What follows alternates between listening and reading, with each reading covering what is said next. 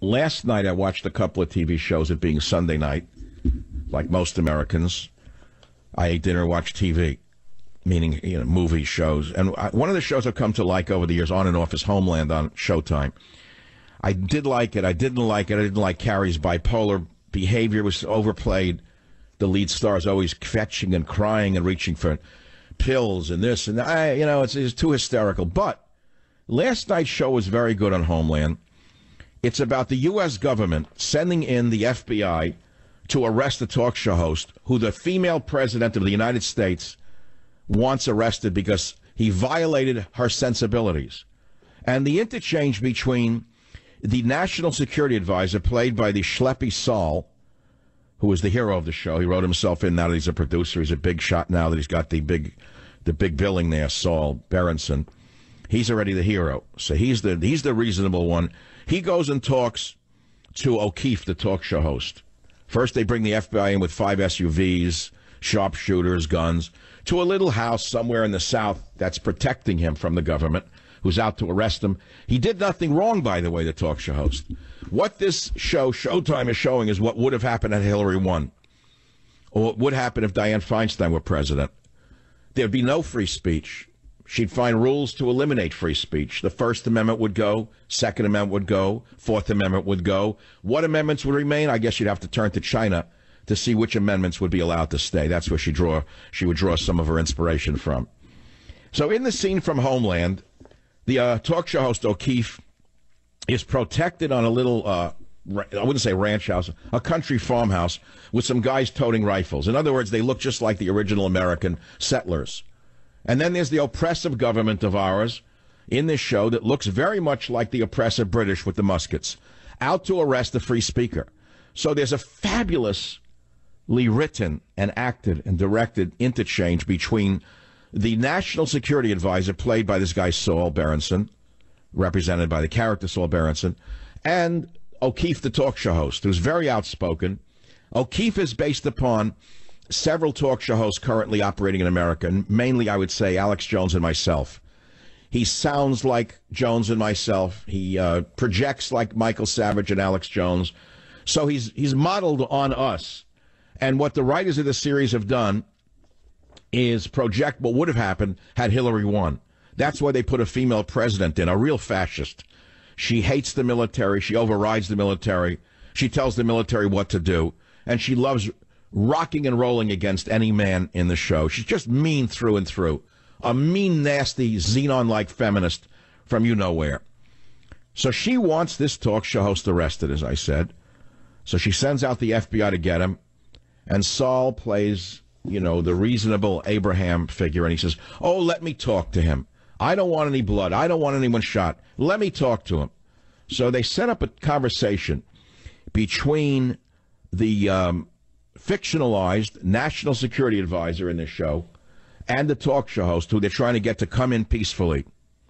The minute I come back, I'm going to play for you this piece. It's so good, or I wouldn't do it, from the show Homeland, where the oppressive government confronts a talk show host and wants him to give himself up. He didn't do anything, though. You'll hear what he says. He says, all I did was exercise my First Amendment rights. And then the silk-smooth Saul, the bearded Middle Eastern Saul, tries to present himself as the reasonable one, saying, no, you didn't. You derailed the First Amendment. You got to hear this interchange. You'll love it. Remember what we're talking about. The big news of the day in the media. The big news of the day still on the Drudge Report, on Breitbart, on michaelsavage.com. The minute I return, right here on the Savage Nation. So the big news of the day, if you want to talk about it, is the school shooting, and I'm not going to talk about it right now. There's nothing more I can add to the discussion. It's heartbreaking. I've given you my opinions on that last week. Maybe I'll do it tomorrow. Right now I'm talking about something else. How California goes, unfortunately, is how the nation goes. California has dropped off the edge of the United States of America. It's a world unto itself, and not a very pretty world to live in. I lived here since 1974. I love the geography of the state. Politically, it's the worst place on the planet. It's a one-party system. It's a prison. It is a prison state if you have a free mind. So on Friday, I asked my audience that if I left radio and ran as an independent for the U.S. Senate against Dianne Feinstein, what do you think the vermin on the left and the newspapers in each city owned by the vermin on the left, the state Democrat machine, what would they say about Savage? Well, they've already done it. They've already taken their best shot. The vermin have come out of the woodwork already. Didn't ask me about any of my belief systems. What is it that you stand for, Michael, that you'd like to run on? Right away, they bring up something I said 20 years ago. Let me tell you something about that right now. Even if it's on tape, the way it is presented is fake news. I'll say that again. It's fake news because it attempts to distort who I am, what I stand for, and my Herculean achievements as an immigrant son. You can't define me by one statement I made on a television show, but that's what the vermin on the left will try to do. So I say, come and get it. Come and get it. I never steered contracts to a family member while I sat in the Senate, did I? I didn't let my city die in front of my eyes, did I? I didn't sit quietly while Kate Steinle was dead in the streets and I made believe it didn't happen because it didn't meet my narrative of wonderful immigrants from Mexico who all come here to work. I have a Herculean past, and I will not be defined by the vermin on the left, no matter what they play or don't play. Nobody is perfect. They're not going to determine my legacy.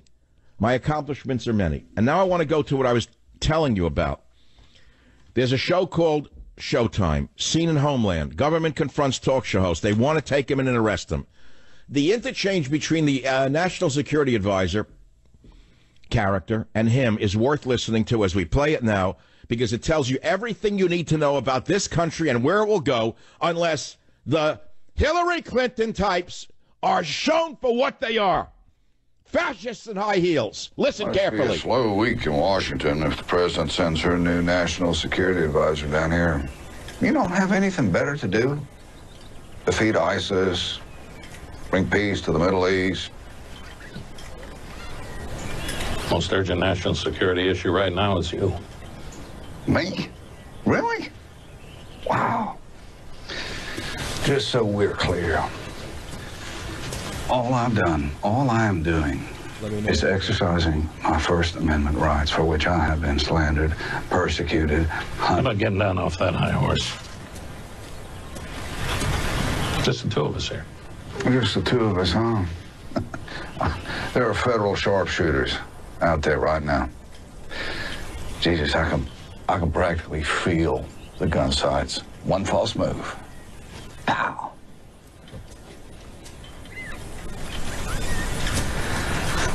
Nobody's gonna shoot you, O'Keefe. Not yet, anyway. Then lose the rifles. Just as soon as your people do. Well, that hardly seems fair, does it? Well, I'm not the one breaking the law. I beg your pardon. Isn't that what you're doing? Well, I like to think I'm filling a void. The one vacated by the walking dead and decrepit media. Come on, you're smart. You don't really believe that? Oh, I do. I do. People are angry. So you keep saying. Maybe they'd be a little less angry and a little more reasonable, these people, if you stop peddling your outright falsehoods, conspiracy theories. Yeah. Seriously. You're poisoning the conversation. What conversation? We haven't had a conversation in this country for 50 years. Not since these people, as you keep calling them, got sent to fight the war in Vietnam. Not since their children were bused to schools in the ghetto. Not since their jobs were shipped overseas. Not since the Christian values they cherish were trashed and ridiculed in favor of every boy who thinks he's a girl or girl who thinks she's a boy. Well, that. Fair enough. Fair enough. Every one of those things you just mentioned is worth talking about. Debating. Hear, hear. Instead, you're out there accusing the president of murdering General McClellan, calling for a revolution. Hey, I serve my audience. That's your answer? That's the American way.